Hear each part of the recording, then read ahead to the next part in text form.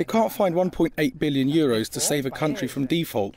What is Europe if not for sharing, for solidarity amid difficulties? Debt must be shared, everything must.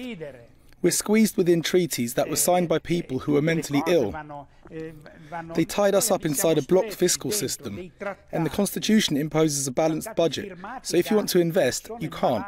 Municipalities have to default because they can't invest, because the constitutions impose a balanced budget. The 3% debt to GDP ratio, Spain, France, they exceeded it. Germany did too. That means we're inside parameters that have been rigged in the past 20 years. This is a trick.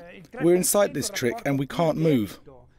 I know that you believe in power to the people, but do you think this referendum actually helps Greece get a better deal in Europe, or do you think there's still a risk that they're actually forced or ultimately have to leave the Eurozone?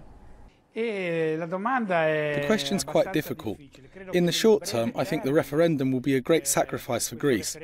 But in the long term, we'll have these annoying alarms, but this is normal. We're living in a time of panic. Alarms are normal, just like the one in this conversation of ours. While we're talking, someone's committing a robbery. And robbery today is at the centre of global business, robbing countries. How does Greece come out of this? In the long term, they'll have to confront, like you said, an exit from the euro. So would Italy be better going back to the lira? Greece be better going back to the drachma? Would actually they be better doing that now? Con una banca centrale che tenga sotto controllo I cambi. With central banks that have exchange rates under control, the ECB could do that. Each one with its own currency, with the ECB controlling fluctuations in the exchange rate. I'm not an economist. I can tell you what Stiglitz says, what Krugman says.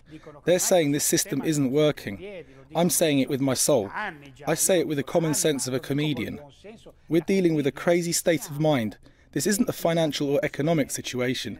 You have to look at the reality through the eyes of a psychiatrist.